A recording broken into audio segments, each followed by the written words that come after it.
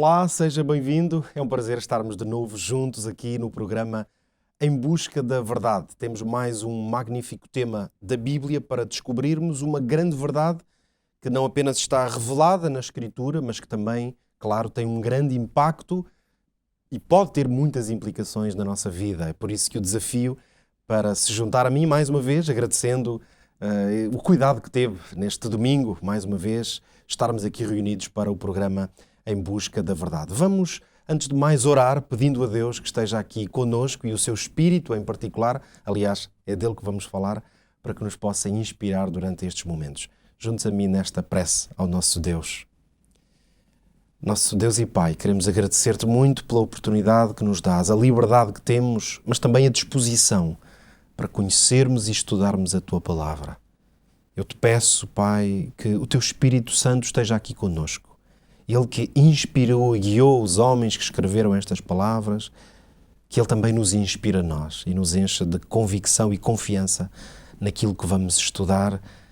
É a nossa prece em nome do Senhor Jesus. Amém.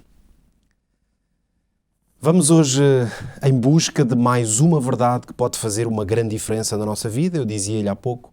Vamos hoje estudar sobre a verdade do Espírito Santo. No último encontro que tivemos aqui, o último programa, nós falámos sobre Deus e explorámos esta revelação que a Bíblia nos faz sobre o Deus que se revela no Pai, no Filho e no Espírito Santo.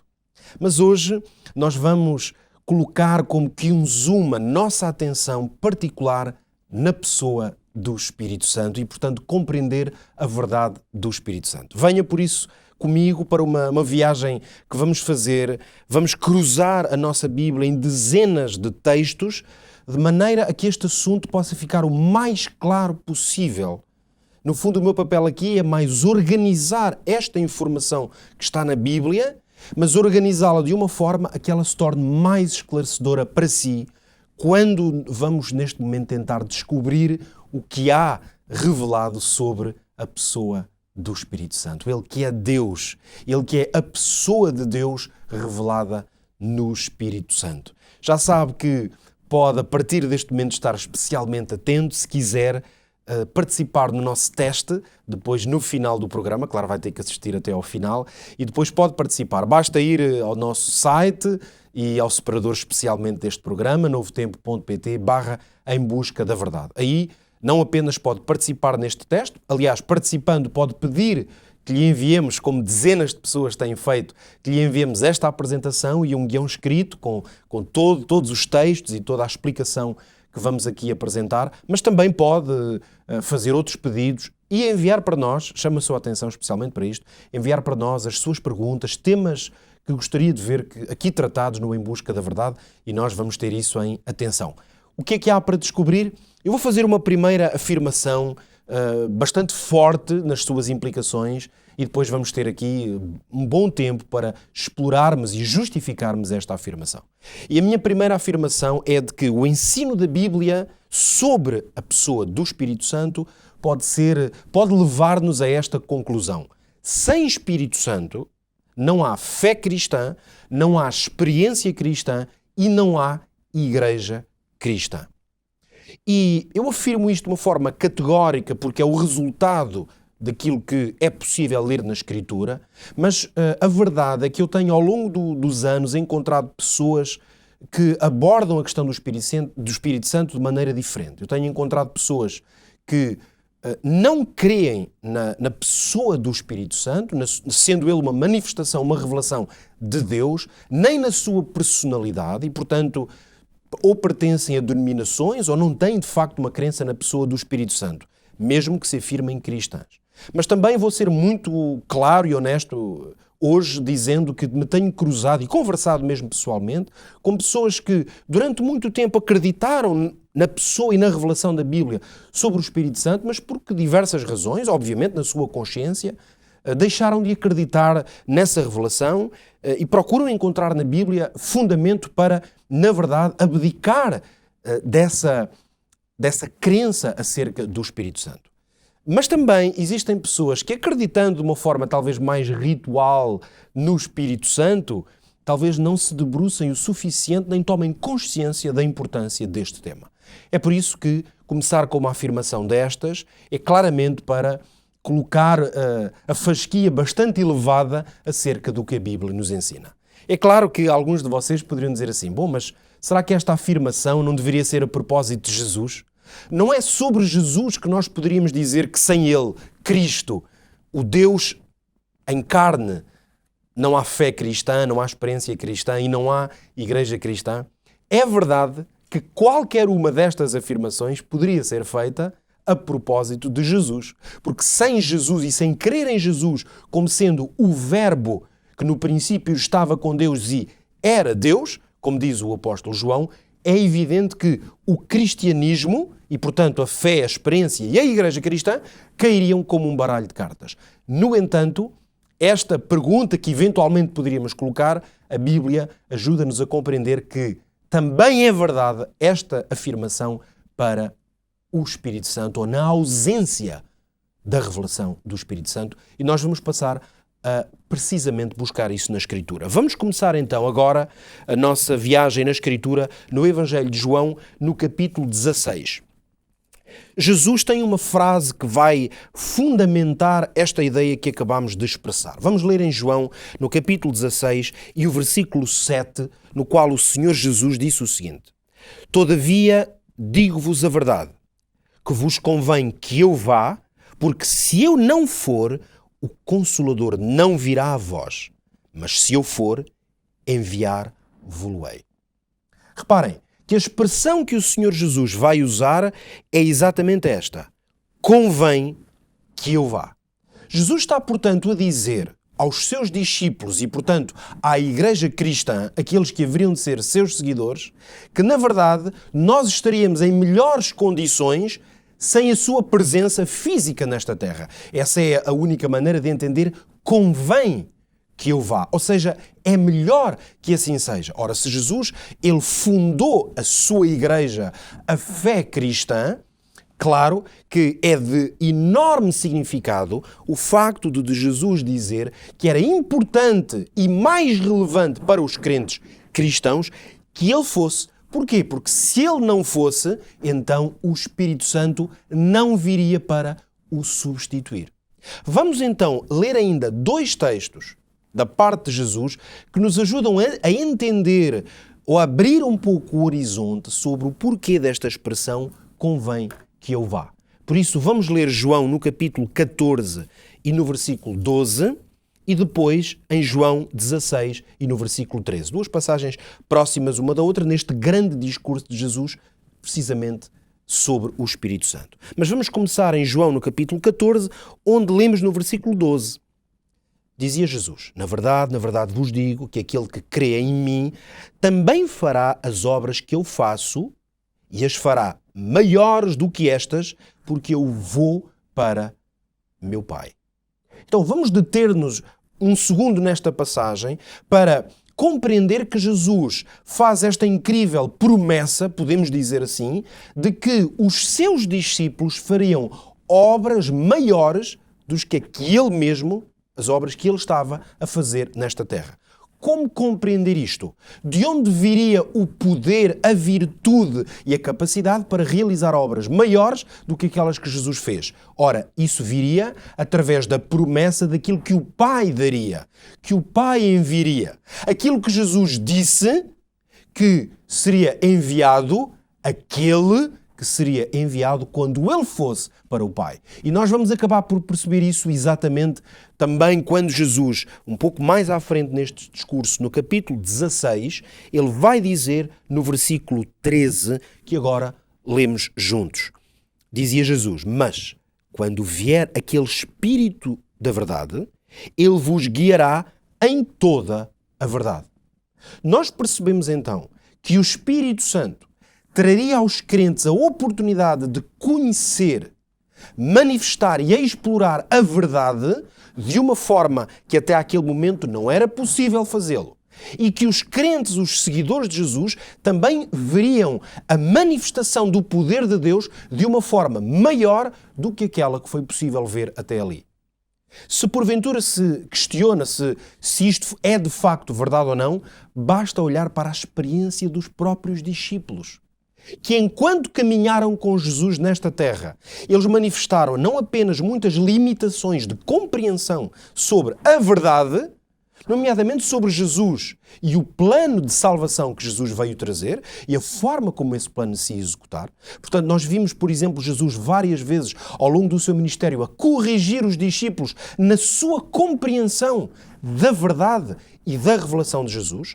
Vimos Jesus corrigir os discípulos na sua compreensão do que está revelado nas Escrituras, mas vimos também mais. Vimos os discípulos com um tipo de relacionamento entre eles muitas vezes extremamente desequilibrado, por exemplo, em competição uns com os outros, debatendo sobre qual seria o maior no reino dos céus, mas vimos mais. Vimos ocasiões em que os discípulos manifestaram falta de poder sobre algumas das manifestações do diabo, Satanás, o inimigo de Deus. Lembro-me, por exemplo, ou cito-vos aqui um momento particular em que os discípulos não conseguiram libertar um jovem do poder demoníaco, o poder do mal. E isso deixou-os como que sobressaltados e por isso foram ter com Jesus, que com uma palavra expulsou esse poder maléfico e diabólico da vida daquele homem, e eles questionavam-se, porque é que nós não podemos expulsá-lo?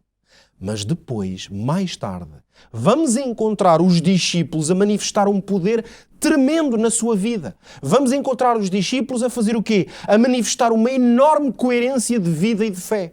Vamos encontrar os discípulos com um testemunho poderosíssimo. Vamos encontrar os discípulos com uma compreensão da verdade e por isso escreveram, aliás, nas Escrituras, cartas que nós hoje temos, com uma compreensão profunda da verdade. Vamos encontrar os discípulos com um poder sobre o mal e sobre o inimigo tremendo. Ora, porquê? Porque o Espírito Santo foi a promessa de Deus que veio permitir-lhes viver todas estas coisas. É por isso que, analisando estas afirmações de Jesus e a experiência dos discípulos, nós podemos dizer que aqui estão 3 atitudes que são anticristãs. Não são anti-Espírito Santo. Vamos classificar estas atitudes como anticristãs, porque elas contradizem o ensino de Jesus, a proclamação de Jesus aos seus discípulos e contradizem a experiência da igreja primitiva, ou seja, os primeiros cristãos. Por isso, ignorar a ação do Espírito Santo, negar a identidade do Espírito Santo e menosprezar a nossa necessidade do Espírito Santo são atitudes anticristãs que violam o ensino claro das Escrituras, mas particularmente o testemunho de Jesus. É por isso que eu agora convido então a procurarmos de uma maneira um pouco mais sistemática. E o que nós vamos fazer é organizar a muita e valiosíssima informação que temos na Bíblia sobre o Espírito Santo para o ajudar a si, mas a mim também, a fortalecer, porque cada vez que o digo e ao ter que estudar e preparar-me para estar aqui consigo em busca da verdade, realmente a bênção é muito grande. Por isso, venha comigo agora nesta descoberta. Vamos dividir isto em diferentes formas de organizar este conhecimento. Vamos começar por aqui. Eu vou partilhar consigo evidências bíblicas, claro, estamos a falar de evidências bíblicas, porque é o que estamos a fazer. Evidências da centralidade da pessoa do Espírito Santo, da revelação do Espírito Santo como Deus, evidências disso na fé cristã. Vamos então começar precisamente com o livro de Atos, que será, aliás, obviamente, um livro que vamos usar agora de uma forma muito abundante. A primeira evidência que eu lhe proponho é esta: o imperativo de receber o Espírito Santo. O que é que isto quer dizer? Jesus advertiu a Igreja que receber o Espírito Santo era condição obrigatória, daí ser um imperativo para a experiência cristã e a Igreja cristã poder começar a exercer a sua influência. Acompanhe-me precisamente na leitura do texto que vai provar esta afirmação, que nós podemos ler logo no primeiro capítulo do livro de Atos, nos versículos 4 e 5 e depois no versículo 8. Podem acompanhar a leitura no quadro, para aqueles que estão a ver-me, aqueles que eventualmente estejam apenas a ouvir na rádio, podem ou ter a sua Bíblia para acompanhar-me ou ouvir a leitura que eu vou fazer. Atos no capítulo 1, note bem o que Jesus disse. Vamos ler os versículos 4 e 5 primeiro. Estando ainda com eles, portanto Jesus, determinou-lhes que não se ausentassem de Jerusalém, mas que, agora note bem, que esperassem a promessa do Pai, que disse ele, de mim ouvistes. E acrescentou Jesus, porque na verdade João batizou com água, mas vós sereis batizados com o Espírito Santo não muito depois destes dias. E mais à frente, o discurso de Jesus aqui conclui-se com o versículo 8, quando ele disse: mas recebereis a virtude do Espírito Santo, que há de vir sobre vós, e ser-me-eis testemunhas, tanto em Jerusalém como em toda a Judeia e Samaria e até aos confins da terra. Note, portanto, que, segundo a afirmação de Jesus, nós podemos dizer que ele instruiu os discípulos a fazer o seguinte: não fazerem nada até que o Espírito Santo viesse sobre eles, que os batizasse. Sem esse batismo, sem a presença e unção do Espírito Santo, o Senhor Jesus indicou àqueles que seriam os líderes da igreja cristã: não façam nada, não preguem nada, não deem testemunho, não saiam para as ruas. Fiquem juntos, orem, porque foi isso que eles fizeram, até que o Espírito Santo venha sobre vós. Por isso podemos afirmar que, para se ser cristão, é imperativo receber o Espírito Santo. Mas, em segundo lugar, vamos continuar na descrição de Atos para podermos ter aqui a segunda evidência desta centralidade do Espírito Santo na mensagem cristã: o derramamento profético do Espírito Santo. Na verdade, esse momento para o qual Jesus os advertiu, que acabámos de ler, veio a acontecer dias depois. Acompanhe-me então agora a ler no capítulo 2 de Atos, e nós vamos ler alguns versículos, uma seleção de versículos, claro, porque não temos aqui o tempo, ou tomaríamos imenso tempo para o fazer, de ler toda a descrição. Acompanhe-me então na leitura de alguns versículos. Vamos começar mesmo com os primeiros, 1 e 2. Cumprindo-se o dia de Pentecostes, estavam todos reunidos no mesmo lugar e, de repente, veio do céu um som como de um vento veemente e impetuoso e encheu toda a casa em que estavam sentados. Versículo 4. Todos foram cheios do Espírito Santo e começaram a falar em outras línguas, conforme o Espírito Santo lhes concedia que falassem. E correndo aquela voz, diz agora o versículo 6, juntou-se uma multidão e estava confusa, porque cada um os ouvia falar na sua própria língua. E o versículo 17, que vamos ler agora, conclui esta descrição, quando o apóstolo Pedro agora está a pregar, sim, a proclamar a palavra de Deus e a explicar àqueles que estavam ali naquele momento o que é que se estava a passar. E o que é que disse o apóstolo Pedro? Podemos ler isso no versículo 17. E nos últimos dias acontecerá, diz Deus, que do meu espírito derramarei sobre toda a carne.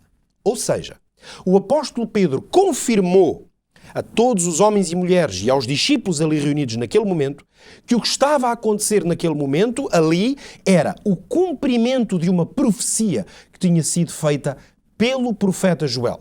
Uma profecia respeitante a um tempo único e especial na história desta terra, aqui designado por últimos dias, ora, um tempo que tinha precisamente a ver com a subida do Senhor Jesus ao céu e, portanto, a entrada numa nova era, podíamos dizer assim, do relacionamento até entre Deus e o seu povo. Essa nova era uma era determinada agora pela presença do Espírito Santo junto do povo de Deus. Jesus tinha estado até ali entre o seu povo ou a sua igreja, fundou essa igreja e agora o derramamento do Espírito foi um acontecimento de natureza profética. No momento em que Jesus, agora no céu, como diz a Escritura, à destra de Deus, no santuário do céu, nós mais à frente vamos ter a oportunidade aqui, neste programa, de falar, claro, sobre o ministério de Jesus e entender melhor essa ação, mas nós podemos entender que no momento em que Jesus é entronizado no céu para agora cumprir a sua função como Deus o Filho no céu, o Espírito Santo inicia esta obra divina que estava profetizada e que aconteceu precisamente no momento que nós designamos como Pentecostes, o derramamento profético do Espírito Santo. Em terceiro lugar, outra evidência importantíssima para nós do papel, da função e da pessoa do Espírito Santo é que o livro de Atos mostra-nos que o batismo sem o Espírito Santo é nulo, é ineficaz. Se nunca tinha analisado ou ouvido isto, vamos analisar isto nas Escrituras. Acompanhe-me então no capítulo 19 do livro de Atos e vamos ler aqui uma história, na verdade, que nos vai trazer luz sobre este assunto. Atos capítulo 19 e nós vamos ler aqui os primeiros versículos. Conta a história assim. Atos 19. E sucedeu que enquanto Apolo estava em Corinto, Paulo, tendo passado por todas as regiões superiores, chegou a Éfeso e, achando ali alguns discípulos, disse-lhes: recebestes vós já o Espírito Santo quando crestes? E eles disseram-lhe: nós nem ainda ouvimos que haja Espírito Santo. Perguntou-lhes então: em que sois batizados então? E eles disseram: no batismo de João. Mas Paulo disse-lhes: certamente João batizou com o batismo do arrependimento, dizendo ao povo que cresce no que após ele havia de vir, isto é, em Jesus Cristo. E os que ouviram foram batizados em nome do Senhor Jesus e, impondo-lhes Paulo as mãos, veio sobre eles o Espírito Santo. Note, portanto, resumindo esta história, que o que se passou foi que um grupo de homens que criam no Senhor Jesus Cristo, mas que nunca tinham ouvido falar, nem conheciam a verdade sobre o Espírito Santo, o apóstolo Paulo considerou que o batismo deles não era válido, porque era o batismo de João o Batista. Note, o mesmo batismo com que Jesus e muitos dos discípulos, se não todos mesmo, foram batizados. Mas agora, na igreja cristã, porque aqui já estamos em plena era cristã, o apóstolo Paulo é claro a revelar que o batismo cristão sem o Espírito Santo é nulo. E por isso, o que é que o apóstolo vai fazer? Se notou, vai rebatizar estes homens agora naquilo que podemos chamar um batismo cristão. E este batismo inclui a imposição de mãos ou a súplica sobre o Espírito Santo, para que Ele, Deus Espírito, venha, unja e abençoe essas pessoas. Portanto, terceira evidência. Quarta e última evidência que lhe vou apresentar sobre... Portanto, estamos a falar de evidências da centralidade do Espírito Santo na Bíblia, na sua revelação como Deus e na sua importância para a vida cristã. E agora vem uma revelação tremenda que foi feita por Jesus. E falo-lhe da gravidade do pecado contra o Espírito Santo. Acompanhe-me então nesta leitura que vamos fazer agora em Mateus, no Evangelho de Mateus e no capítulo 12. E aqui o que nos é dito por Jesus é muito claro. E nós vamos ler os versículos 31 e 32, que dizem o seguinte: portanto, eu vos digo, todo o pecado e blasfémia se perdoará aos homens, mas a blasfémia contra o Espírito Santo não será perdoada aos homens. Versículo 32. E se qualquer disser alguma palavra contra o Filho do Homem, ou seja, contra Jesus, ser-lhe-á perdoado. Mas se alguém falar contra o Espírito Santo, não lhe será perdoado nem neste século, nem no futuro. Note bem o que é que estas palavras implicam, ditas por Jesus. Que a gravidade do pecado contra o Espírito Santo é tal que Jesus vai dizer que blasfemar ou falar contra Ele próprio, Jesus, Ele que a Bíblia afirma claramente que é Deus, Ele que disse eu sou, antes que Abraão fosse eu sou, repara, é desse Jesus que estamos a falar. Esse Jesus afirmou que blasfemar ou falar contra o Espírito Santo era de uma gravidade tal, aliás, sem termo de comparação, que esse seria o único pecado que Deus não poderia perdoar. Note, eu imagino que algumas pessoas talvez agora pensem assim, mas se calhar o pastor Pedro Esteves vai agora aqui explicar o que é o pecado contra o Espírito Santo. Mas eu não o vou fazer, porque o propósito aqui não é tanto querer esmiuçar a natureza desse pecado, mas é mostrar-lhe como o mesmo Deus que disse que onde o pecado abunda, a graça de Cristo superabunda. A mesma Bíblia que diz que os nossos pecados são lançados nas profundezas do mar. O mesmo Deus que diz que os nossos pecados, mesmo que sejam vermelhos como a escarlata, Deus pode torná-los brancos como a mais pura lã. É o mesmo Deus que diz que pecar contra o Espírito Santo, e repare, aqui o pecado diz mesmo que é blasfemar contra o Espírito Santo, e aqui o Senhor Jesus completa dizendo: dizer alguma palavra contra o Espírito Santo é o pecado que não é perdoado. Isto ajuda-nos a entender, portanto, que a seriedade de entender o Espírito Santo como Deus é de uma dimensão tal que o Filho se coloca numa posição de inferioridade em relação à gravidade dessa blasfémia. E, portanto, nós temos aqui mais uma tremenda evidência da centralidade do Espírito Santo na vida cristã, na fé cristã.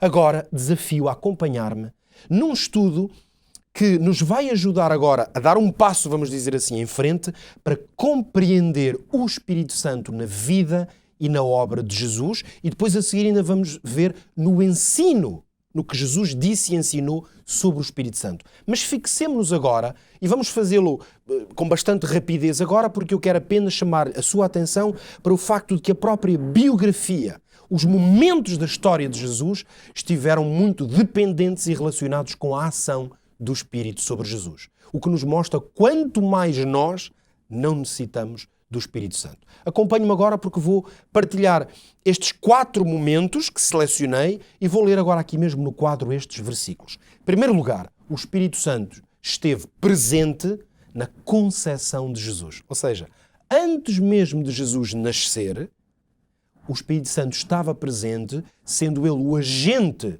da vinda de Jesus à Terra através do agente humano Maria.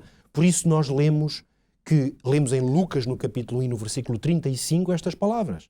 E respondendo o anjo, disse-lhe a Maria: descerá sobre ti o Espírito Santo, e a virtude do Altíssimo te cobrirá com a sua sombra, pelo que também o Santo que de ti há de nascer será chamado Filho de Deus. O Espírito Santo já estava presente antes da encarnação de Jesus. Depois, já na sua vida e no seu ministério, vamos encontrar o Espírito Santo onde, de uma maneira física, visível, presente, o Espírito Santo vai estar no batismo de Jesus. Aliás, em vez de ler talvez a descrição desse momento, vamos ler o testemunho que João Batista fez daquilo que ele viu e que, portanto, para nós é um testemunho muito valioso. Eu vou ler em João, Evangelho de João, no capítulo 1, nos versículos 32 e 33, diz assim: João testificou dizendo: eu vi o Espírito descer do céu como uma pomba, repousando sobre ele, e eu não o conhecia. Mas o que me mandou a batizar com água, esse me disse. Portanto, note, João está a dizer que foi Deus que lhe disse isto. Sobre aquele que vires descer o Espírito e sobre ele repousar, esse é o que batiza com o Espírito Santo. Jesus, portanto, é aqui revelado pelo testemunho de João como aquele que Deus tinha dito a João que quando ele visse o Espírito Santo manifestar-se na forma de uma pomba, saberia que esse era o que vinha da parte de Deus para precisamente batizar não com água, mas com o Espírito Santo. Mas logo a seguir vamos encontrar onde? O Espírito Santo. Vamos encontrá-lo a agir na própria vida ou no ministério de Jesus, guiando-o, orientando os seus passos. Aliás, a seguir ao seu batismo, a Escritura diz, eu leio agora em Lucas 4 e versículo 1, que Jesus, cheio do Espírito Santo, voltou do Jordão e foi levado pelo Espírito ao deserto. Nós vemos, portanto, que Jesus, a sua vida, o seu caminho era conduzido pela ação do Espírito. E, finalmente, o Espírito Santo também se encontrou ativo e presente nos milagres de Jesus. Por isso, numa certa ocasião em que Jesus teve a oportunidade de manifestar mais uma vez o seu poder sobre os demónios, as forças do mal. E quando ele começou a ser acusado pelos seus inimigos e detratores de ser acusado, dizia, de expulsar aqueles demónios em nome de Belzebu, foi o termo que usaram, Jesus usou uma expressão fortíssima e disse o seguinte, Mateus 12, 28 é onde encontramos este registro. Dizia Jesus, se eu expulso os demónios pelo Espírito de Deus, é conseguintemente chegado a vós o reino de Deus. E nós entendemos, portanto, que foi através do Espírito Santo que o Senhor Jesus fez estes milagres. Mas agora vamos dar mais um passo em frente e talvez possamos agora chegar ao centro deste estudo que estamos a fazer sobre a maravilhosa pessoa e obra do Espírito Santo. E vamos agora analisar o que é que Jesus ensinou sobre o Espírito Santo e aqui vamos ter informação riquíssima. No fundo, o que de mais precioso podemos saber sobre o Espírito Santo foi Jesus que o ensinou, porque ele quis preparar os discípulos para a vinda do Espírito. Vamos começar precisamente por ler João no capítulo 14 e no versículo 16, e estas palavras vão nos provar o seguinte, que é o primeiro ponto do ensino de Jesus sobre o Espírito Santo, que o Espírito Santo é o continuador da sua obra. Acompanhe-me então, João no capítulo 14 e no versículo 16, nós lemos o seguinte: E eu rogarei ao Pai, e Ele vos dará outro Consolador, para que fique convosco para sempre. É muito importante agora tomarmos nota nestas palavras, outro e Consolador, porque são estas duas palavras que determinam que o Espírito Santo é o continuador de uma obra que inicialmente ou originalmente pertence a Jesus Cristo. E chamo-lhe agora a atenção para dois factos muito interessantes. Não necessitamos de ter aqui um olhar demasiado técnico, mas é um olhar que é necessário e muito importante para a sua compreensão. Vamos olhar primeiro para a expressão que nós acabamos de ler em João, outro. Portanto, o Senhor Jesus disse que seria enviado outro Consolador. Repare que a expressão outro é uma pequena expressão na língua grega, na qual o Novo Testamento foi escrito, que significa alguém que é da mesma natureza, não é heteros, uma coisa de natureza diferente, é alon, que quer dizer aquele que é outro, semelhante a ou da mesma natureza. Mas agora é muito interessante que nós podemos, e eu vou sugerir-lhe agora que me acompanhe na leitura, daquilo que, aliás, o mesmo apóstolo João registou, mas na sua carta, a primeira carta de João, no capítulo 2, logo no primeiro versículo, ele diz o seguinte: Meus filhinhos, estas coisas vos escrevo para que não pequeis, e se alguém pecar, temos um advogado para com o Pai, Jesus Cristo e o Justo. Ora, por que é que eu agora de repente lhe trago este texto? Porque esta expressão, o advogado, é exatamente a mesma palavra que no Evangelho de João, nas palavras de Jesus que acabamos de ler, está registado como outro Consolador. É a palavra Parakleton. Ora, isto quer dizer o quê? Que Jesus é chamado por João, na sua primeira carta, como sendo o Consolador. Repito a ideia, o apóstolo João disse que Jesus, se nós pecarmos, temos um advogado que é um Parakleton. Mas o mesmo João escreveu registou as palavras de Jesus, que também já lemos, quando Jesus disse: Eu vos enviarei outro Consolador. Então nós podemos compreender na leitura comparada destes versículos que por isso é que Jesus dizia que o Espírito Santo era outro. Porquê? Porque eles são semelhantes, têm a mesma obra. Essa obra é designada por Consolador, mas em 1 de João está traduzida por advogado. Talvez algum de vós possa neste momento dizer: então, mas como é que é possível? É a mesma palavra, traduzida de maneiras diferentes? Logicamente que as palavras são traduzidas dentro sempre de um contexto. Mas para facilitar a compreensão, eu vou mostrar-lhe que a palavra que está nos dois textos é exatamente a palavra Parakleton. Ela significa o quê? Literalmente, aquele que é chamado, que é o termo kaleo, que está aqui na forma em que está escrito no texto, fica em kleton, mas é kaleo, chamar, e a expressão, neste caso o prefixo para, que significa estar ao lado ou estar perto de. Portanto, o que é o Parakleton, o Consolador ou o advogado? É aquele que foi designado para estar ao lado, para estar perto. Claro, a pergunta é: estar perto de quem? E vou, por isso, lançar-lhe ainda um outro desafio de compreensão que nós lemos nas palavras do Senhor Jesus, que no capítulo 16 de Mateus afirmou uma célebre frase ou afirmação sobre a igreja. Jesus disse: sobre esta pedra edificarei a minha igreja. Quero mostrar-lhe que a igreja é uma palavra que, na verdade, está muito próxima da palavra consolador, confortador ou advogado, que nós já lemos nas palavras de João. Porque igreja é originalmente a palavra ecclesian, que significa, veja, exatamente o mesmo termo, o verbo kaleo, chamar, mas agora com um prefixo diferente. Em vez de para, que é estar ao lado, é o prefixo ek, que quer dizer sair ou separar. Note, portanto, o seguinte: a igreja que Jesus fundou é uma igreja constituída de pessoas que foram chamadas ou designadas para sair, para se separarem de alguma coisa e formarem, portanto, uma comunidade de crentes no Senhor Jesus. E esses crentes não estão sozinhos, porquê? Porque têm ao seu lado aquele que é o Consolador. Por isso, o Senhor Jesus, enquanto esteve nesta terra, ele esteve perto dos seus discípulos e da sua igreja. Agora, o apóstolo João diz que ele está no céu, sendo o quê? Nosso advogado. Sim, ele é o nosso paracleton, ele é advogado ou consolador, porque ele está perto de nós. Poderíamos até dizer, ou traduzir de outra maneira, ele está a favor do seu povo e da sua igreja. Mas ele não está sozinho nessa obra no céu, porque aqui o Espírito Santo é o Deus que está perto de nós, ao nosso lado ou a nosso favor. Por isso, agora talvez possa compreender, como se calhar nunca tinha compreendido, porque é que Jesus diz que o Espírito Santo é outro Consolador.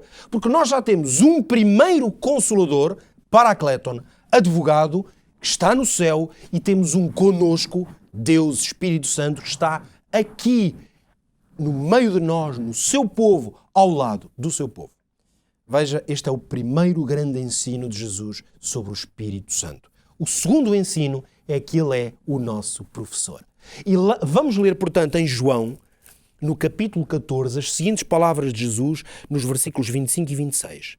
Tenho-vos dito isso, estando convosco, mas aquele Consolador, o Espírito Santo que o Pai enviará em meu nome, vos ensinará todas as coisas e vos fará lembrar de tudo quanto vos tenho dito.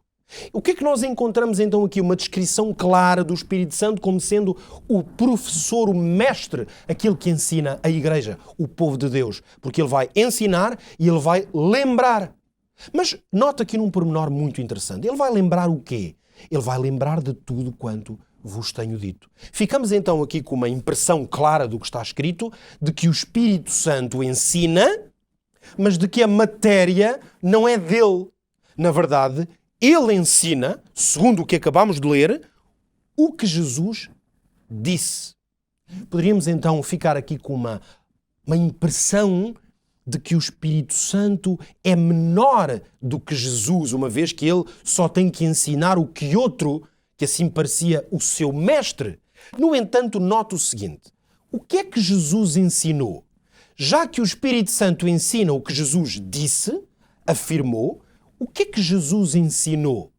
É que a Bíblia diz-nos, os próprios Evangelhos, é o próprio Jesus que diz, que ele não disse outra coisa senão o que o Pai lhe disse. Aliás, é o versículo anterior, que eu não li aqui, mas agora podemos lê-lo, e no versículo anterior, João 14, 24, lemos Jesus a dizer: quem não me ama, não guarda as minhas palavras. Ora, a palavra que ouvistes não é minha, mas do Pai que me enviou.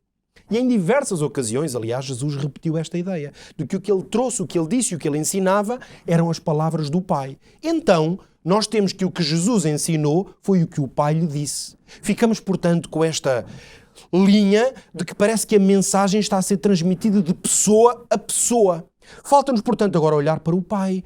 E o Pai? O que é que o Pai ensinou, já que o Jesus disse que ensinava o que ele lhe tinha dito, e era isso que o Espírito Santo tinha também, por sua vez, que agora nos ensinar. Mas nós vamos aos Evangelhos e encontramos esta incrível afirmação que cria como que um circuito fechado, permita-me usar esta expressão. O Pai ensinou aos crentes e aos discípulos que quem eles deviam ouvir era o Filho. Podemos ler precisamente num encontro incrível que aconteceu, está registado neste caso, vamos ler no Evangelho de Marcos, no capítulo 9 e o versículo 7, um momento em que Jesus levou alguns dos seus discípulos à parte e ali o Pai se manifestou e diz o texto que desceu uma nuvem que os cobriu com a sua sombra e saiu da nuvem uma voz que dizia: "Este é o meu Filho amado, a ele ouvi." Ou seja, encontramos uma espécie de equação que se autorresolve, porque o Espírito ensina aquilo que Jesus disse, Jesus ensina aquilo que o Pai lhe disse, mas o Pai ensinou a ouvir o Filho. Por isso o Espírito Santo é Deus, o professor. Porque Deus é o mestre, Pai, Filho e Espírito. E nós assim entendemos que é a obra que cada um executa e o momento em que essa obra é executada que faz a diferença sobre aquilo que cada um deles, Pai, Filho e Espírito, estão a fazer.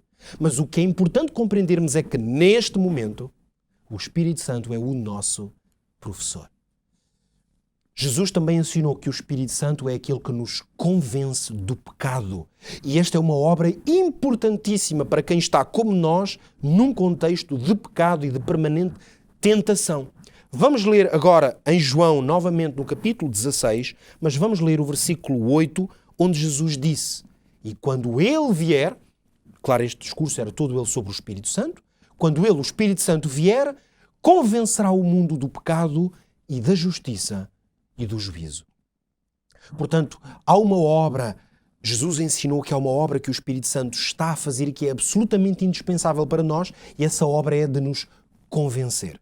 Talvez possamos agora colocar aqui diante de si uma forma mais clara de perceber o porquê destas três afirmações. Eu lembro-me de ser ainda muito jovem e olhar para esta frase que eu via pregadores falar, lia na minha Bíblia e questionava-me por vezes o porquê estas diferenças, porquê pecado, justiça e juízo.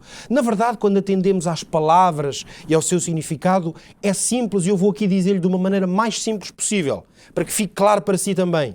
O Espírito Santo convence-nos de três coisas que se completam e nos dão a oportunidade de tomarmos decisões. Porque sabe que a diferença entre a obra do Espírito Santo e a que nós temos que fazer é que ele convence, mas nós decidimos.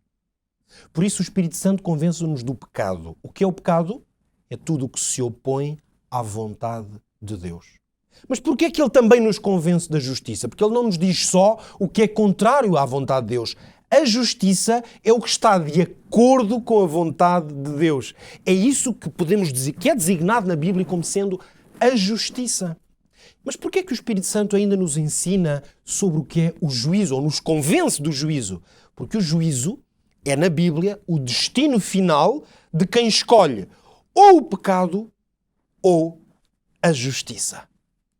E, finalmente, Jesus ensinou-nos que o Espírito Santo, ou melhor, Jesus ensinou a importância de orar pelo Espírito Santo. Portanto, este é o quarto ensino que estamos a aprender a partir do que Jesus disse. Ora, nós lemos em Lucas, no capítulo 11 de Lucas e no versículo 13, esta afirmação: "Pois se vós, sendo maus, sabeis dar boas dádivas aos vossos filhos, quanto mais dará o Pai Celestial o Espírito Santo àqueles que lhe o pedirem." Por isso é decisivo orar pelo Espírito Santo. Ora, depois deste profundo estudo que estamos a fazer na obra do Espírito Santo, eu quero chegar ao final deste ensino partilhando consigo a obra que a Bíblia ainda nos revela, porque ainda podemos acrescentar algo mais e que agora nos implica a nós, que é a obra divina e pessoal do Espírito Santo. É aquilo que o Espírito Santo está a fazer agora por nós, porque também fez ao longo da Escritura pelos homens e mulheres cujas histórias estão aqui registadas. Acompanhe-me agora nesta apresentação que lhe faço. Em primeiro lugar, o Espírito Santo fala e coopera com os homens. Podemos ler juntos dois textos no livro de Atos. Primeiro, Atos 13:2. Note, diz que servindo eles ao Senhor e jejuando, disse o Espírito Santo: "Apartai-me a Barnabé e a Saulo para a obra que os tenho chamado."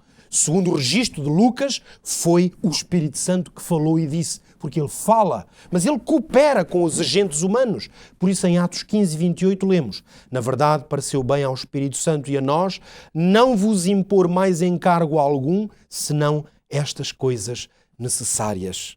Ora, dentro de um contexto que era um ensino que estava a ser feito sobre uma prática cristã, os apóstolos vão dizer que eles cooperaram nesta compreensão com o Espírito Santo. Mas também a Bíblia nos ensina que o Espírito Santo pode ser entristecido e ele pode mesmo ser enganado. Enganado não porque ele se deixa enganar, ou seja, os homens podem tentar enganá-lo. Por isso nós lemos em Efésios, no capítulo 4 e no versículo 30, o apóstolo Paulo diz: não entristeçais o Espírito Santo de Deus, no qual estáis selados para o dia da redenção. Sim, é possível entristecer o Espírito Santo, precisamente quando entristecemos a obra ou o sucesso da obra que ele quer fazer em nós. Mas em Atos lemos que Pedro disse-lhes, capítulo 5 de Atos, versículo 9, porque é que entre vós vos concertastes para tentar o Espírito do Senhor. Logo, o Espírito pode ser entristecido, o Espírito pode ser tentado. Mas o Espírito Santo também, segundo a Bíblia, dá dons e capacita os crentes. Leia comigo em 1 Coríntios capítulo 12 estas palavras maravilhosas do apóstolo Paulo, mas também muito esclarecedoras. Vamos ler os versículos 7, 8 e depois o 11. A manifestação do Espírito é dada a cada um para o que for útil, porque a um pelo Espírito é dada a palavra de sabedoria e a outro pelo mesmo Espírito a palavra da ciência. Mas um só e o mesmo Espírito opera todas estas coisas, repartindo particularmente a cada um como quer. É o Espírito Santo que capacita, que dá os dons. E, finalmente, o Espírito Santo inspira a vida de homens. Homens e mulheres de Deus que querem ser guiados por Ele, Ele inspira-os. Inspirou, neste caso, segundo o que diz o apóstolo Pedro, na sua segunda carta, capítulo 1 e versículo 21, diz que a profecia nunca foi produzida por vontade de homem algum, mas os homens santos de Deus falaram inspirados pelo Espírito Santo. Estes quem são? São os homens que escreveram a Bíblia, que hoje temos aqui nas nossas mãos. Mas nós percebemos que a obra do Espírito é inspirar. Portanto, o Espírito também me pode inspirar a mim e pode inspirá-lo a si.